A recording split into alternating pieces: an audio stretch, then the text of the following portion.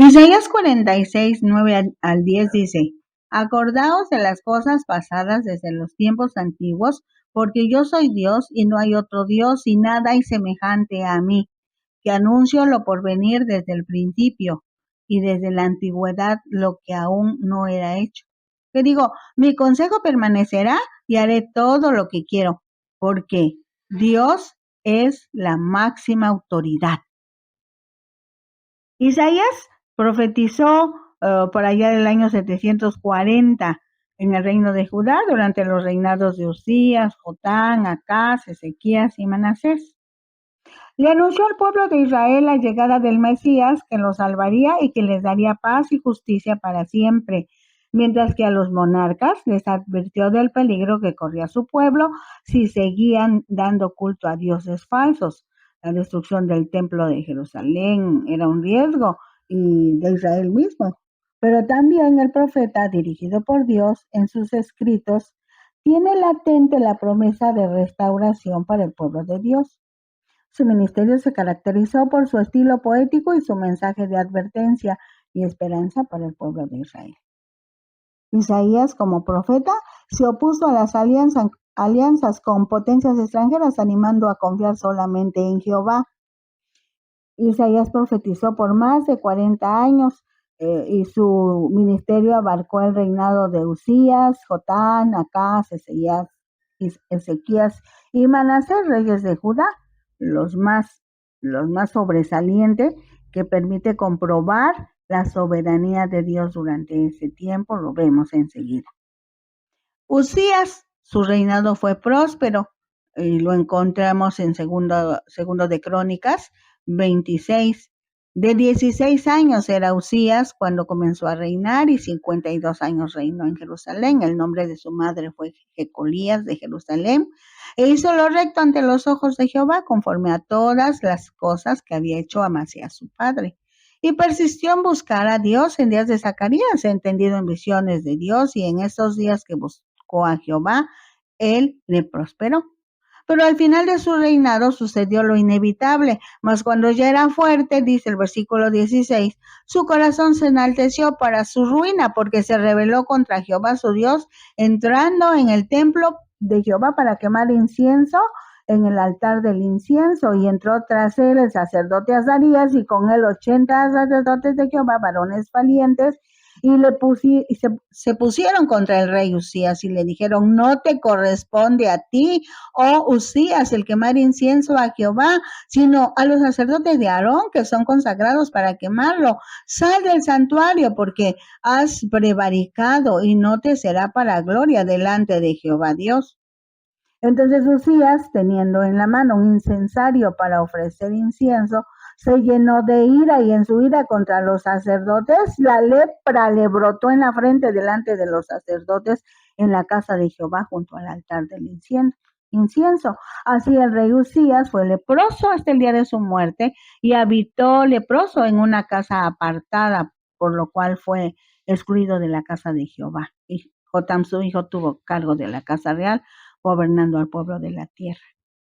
Enseguida Jotam, de 25 años era cuando comenzó a reinar, y 16 años reinó en Jerusalén.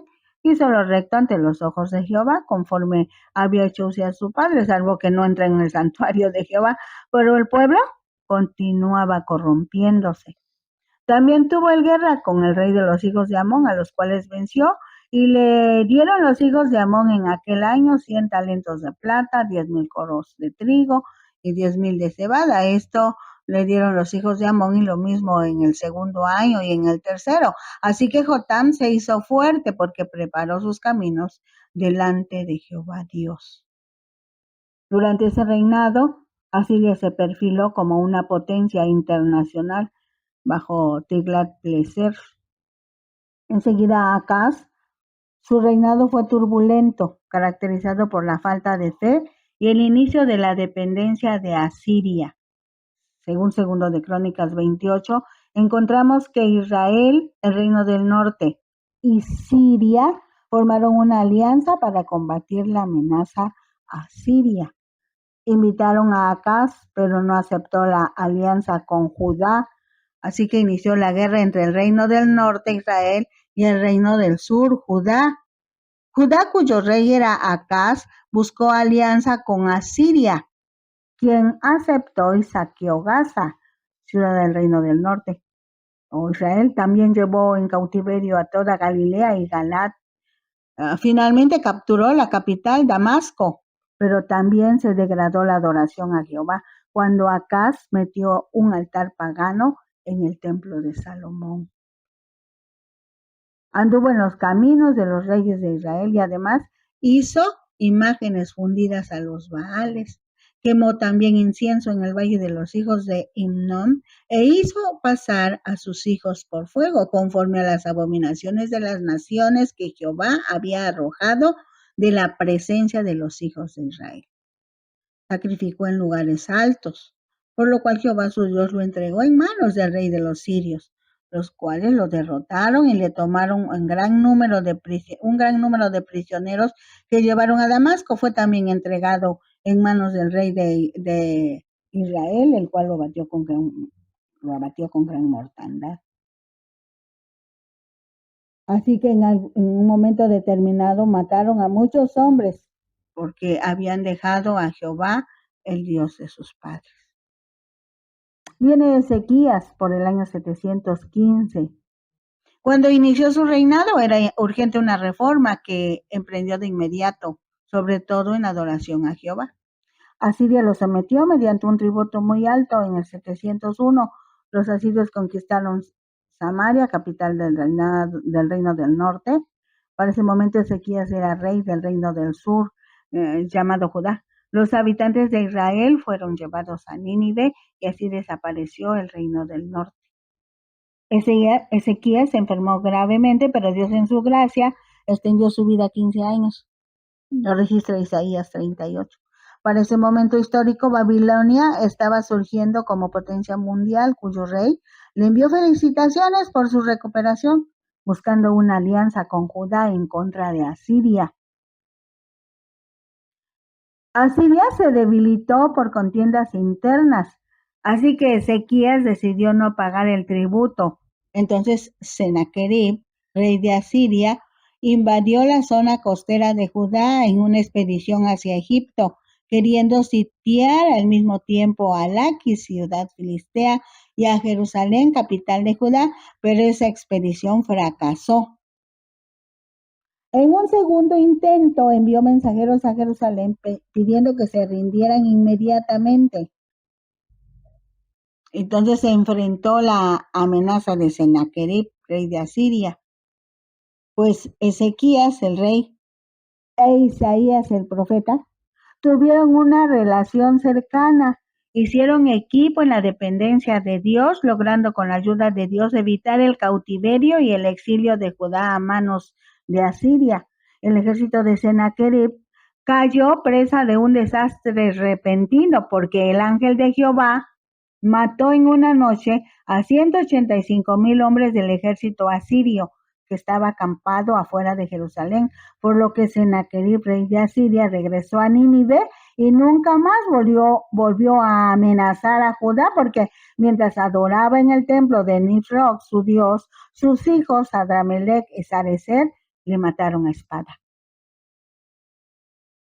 Manasés, por allá por el año 697 antes de Cristo, empezó a reinar, aunque Manasés fue educado bajo el principio de respeto al Dios único, a Jehová.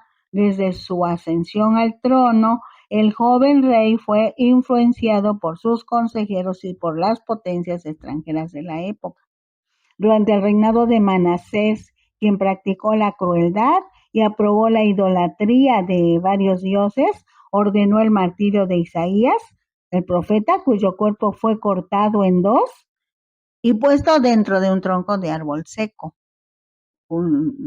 Isaías vivió más de 100 años. Dice Segunda de Crónicas 33, en algunos versículos, de 12 años era Manasés cuando comenzó a reinar y 55 años reinó en Jerusalén, pero hizo lo malo ante los ojos de Jehová conforme a las abominaciones de las naciones que Jehová había echado de delante de los hijos de Israel. y pasó sus hijos por fuego en el valle de los hijos de Hinnom, y observaba los tiempos, miraba los agüeros, era dado a adivinaciones y consultaba a adivinos y encantadores. Se excedió en hacer lo malo ante los ojos de Jehová hasta encender su ira. Manasés pues hizo extraviarse a Judá y a los moradores de Jerusalén para hacer más mal que las naciones que Jehová destruyó delante de los hijos de Israel. Y habló Jehová a Manasés y a su pueblo, mas ellos no escucharon, por lo cual Jehová trajo contra ellos los generales del ejército del rey de los asirios, los cuales aprisionaron con grillos a Manasés y atado con cadenas los llevaron a Babilonia. Mas luego que fue puesto en angustias, oró a Jehová su Dios, humillado grandemente en la presencia de Dios, del Dios de sus padres. Y habiendo orado, él fue atendido, pues Dios oyó su oración y lo restauró a Jerusalén, a su reino. Entonces reconoció Manasés que Jehová era Dios. Isaías, el profeta, escribió un libro que predice la cautividad de babilónica, tanto para Israel, reino del norte, como para Judá, reino del sur, pero también profetizó el regreso de los exiliados y la venida del Mesías en los capítulos 9, 11 y 53 de su libro, escrito 500 años antes del tiempo de Cristo. Si bien es un libro profético que contiene algunos pasajes en poesía, hace énfasis en la santidad, majestad y justicia de Jehová, la compasión y misericordia salvadora de Jehová, y hace énfasis en la importancia de Israel en los planes de Judá para las naciones y el mundo.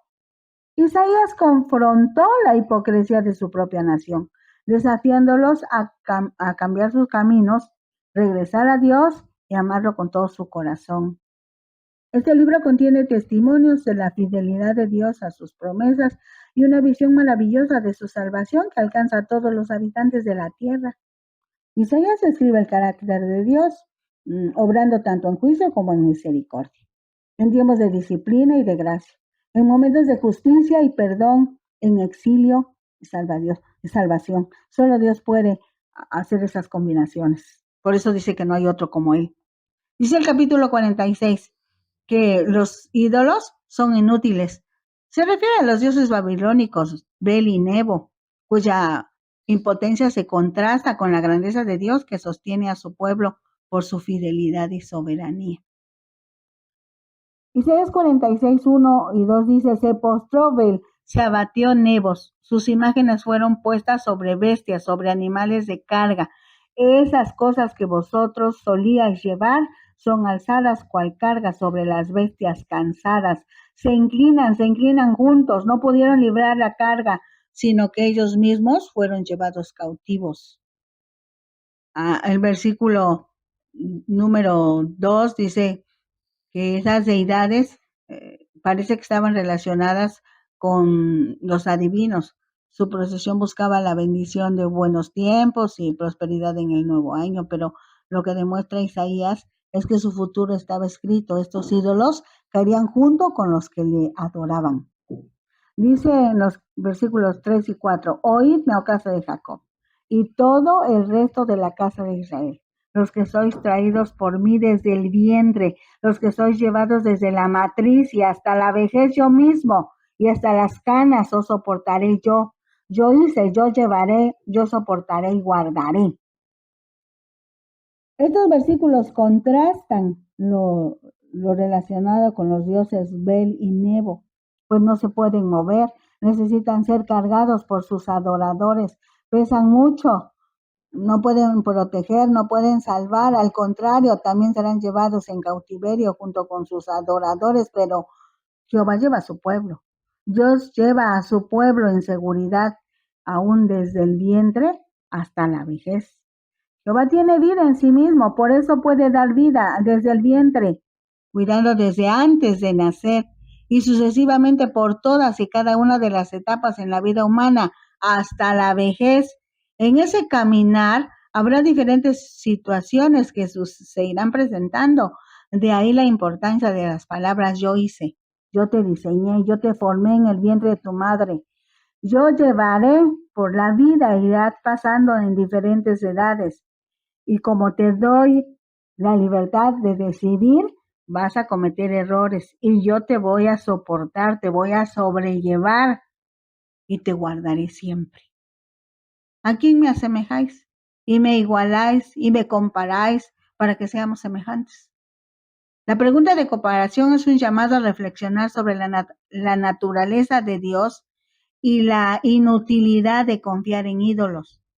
Lo que Dios aclara es que su naturaleza no se puede comparar con nada ni con nadie, porque nada ni nadie puede igualar su grandeza, su poder y en consecuencia su autoridad. Dice en los versículos 6 y 7, sacan oro de la bolsa y pesan plata con balanzas, alquilan un platero para hacer un dios de ellos, se postran y adoran.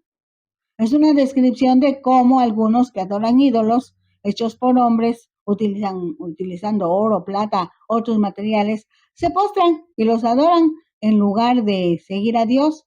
Con esto, el versículo invita a reflexionar sobre la naturaleza de la adoración y la confianza que se deposita en lo que se considera poderoso y seguro. Dice el versículo 7, se lo echan sobre los hombros, lo llevan y lo colocan en su lugar. Allí se está y no se mueven de su sitio. Le gritan y tampoco responde ni libra de la tribulación. Así demuestra el profeta la inutilidad de los ídolos que no pueden valerse por sí mismos. Necesitan que los hombres los trasladen de un lugar a otro, pues no sirven para ayudar a la humanidad. Acordaos de esto y tened vergüenza, volved en vosotros, prevaricadores. Cuando el Espíritu Santo convence al ser humano de la inutilidad de los ídolos, los seres humanos se sienten avergonzados delante de Dios y arrepentidos llegan ante Dios suplicando perdón. Eso quiere decir, volved en vosotros.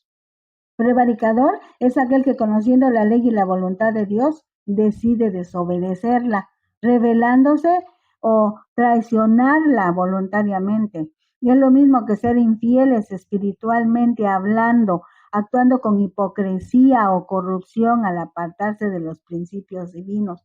Por eso Dios dice, yo te soportaré. Sé que vas a hacer lo incorrecto, pero yo soy fiel, aunque tú no lo seas.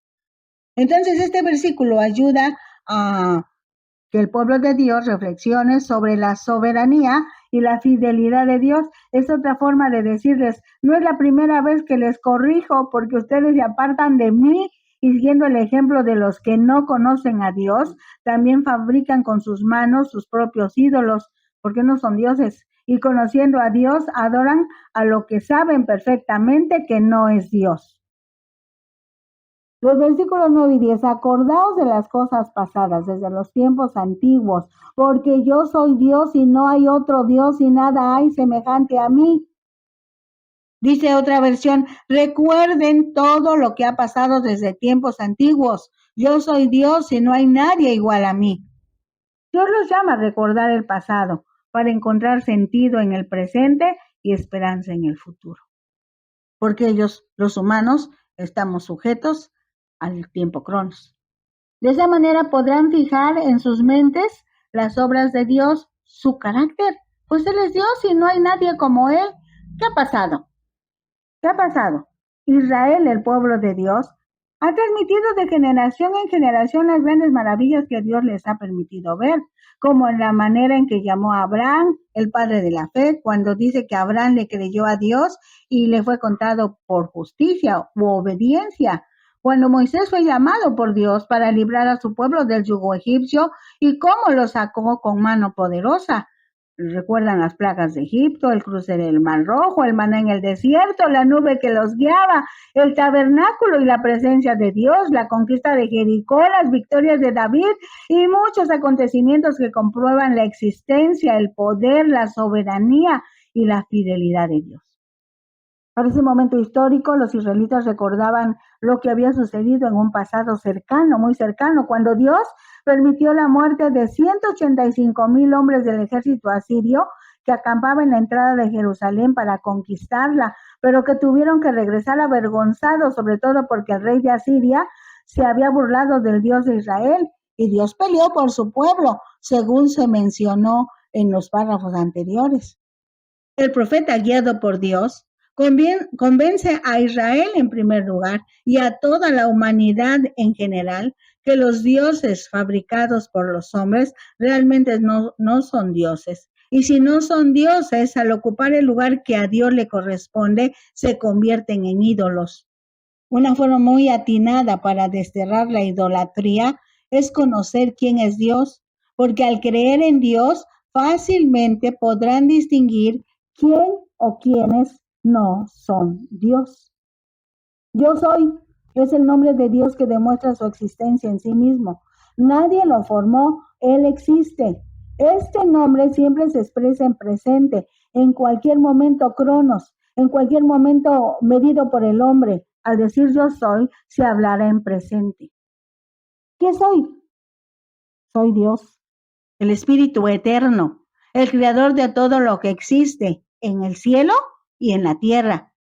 En el cielo está su trono y la tierra es el estrado de sus pies, según Isaías 66, usando el vocabulario antropomorfo, porque Dios le permite al ser humano usar lenguaje que pueda entender para que se refiera a Dios como una persona a fin de establecer una relación con su creador. Entonces, así como Dios ha actuado en la historia, es segurísimo que cumplirá sus promesas en el futuro, aunque parezca redundante la expresión, pero si son promesas, todavía no se cumplen, pero se cumplirán. Dice el versículo 10, que anuncia lo por venir desde el principio y desde la antigüedad lo que aún no era hecho. Que digo, mi consejo permanecerá y haré lo que quiero. Solo Dios puede hacer esto, anunciar desde el principio todo lo que va a suceder. ¿Por qué puede hacerlo? Porque Dios es espíritu eterno. Cuando el hombre habla de la eternidad, tiene dificultad para entender esta palabra, pues eternidad no tiene referencia con el tiempo, pues el tiempo también fue creado por Dios para que los humanos puedan medir linealmente su existencia, pero Dios no necesita el tiempo tal como los hombres lo describen. Dios, que es espíritu, se hizo visible mediante la creación, lo que explica la expresión en el principio Dios creó los cielos y la tierra. Ahí está implícita la creación del tiempo, las galaxias, la tierra y todo lo que contiene, incluyendo al ser humano y la forma en que conserva su creación, porque Dios es creador y sustentador de su obra. Dios es el creador y todopoderoso u omnipotente. Al ser Dios espíritu eterno, está siempre presente en todo lugar, lo que le permite conocer, saber, entender. A esto los hombres le llaman omnisciencia. Dios lo sabe todo porque está en todo lugar. Esto es todo el conocimiento de todas las cosas, de todos los tiempos, pero al estar en todo lugar también es omnipresente. Repetimos, Dios tiene vida en sí mismo. Nadie lo creó. Existe desde siempre y para siempre. Puede hacer todo. Está en todo lugar. Lo sabe todo. En otras palabras, Dios es espíritu eterno, omnipotente, omnisciente. Por lo anterior, Dios es soberano. Es la máxima autoridad.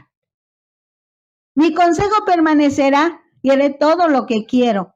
Resalta esa su soberanía y omnisciencia, pues no solo conoce y predice el futuro desde siempre, hablando en términos humanos, en lenguaje entendible para los seres humanos, pues no solo conoce lo que sucederá, sino que también lo ha decretado. Estas verdades le dan consuelo y confianza a los creyentes en su plan perfecto para la humanidad. Así que los creyentes pueden confiar en que sus propósitos divinos se cumplirán, incluso en tiempos inciertos, en tiempos de incertidumbre. Sí, Dios es la máxima autoridad en los cielos y en la tierra. Y ahora, en Cristo, Dios es nuestro Padre. Así que la máxima autoridad está a favor de sus hijos. Por eso, los hijos de Dios somos más que vencedores en Cristo Jesús. Tremendo. Gracias a Dios por estas verdades. Ahora nosotros repasemos esto. Repitamos esto. Digámoslo en voz alta, que nuestros sentidos se alerten, que nuestros oídos escuchen, que nuestros ojos vean por fe quién es Dios, para que podamos conocerlo y podamos tener identidad con Él, relacionarnos con Él. Eso echará abajo toda la idolatría. Alabado sea Dios. Bendiciones.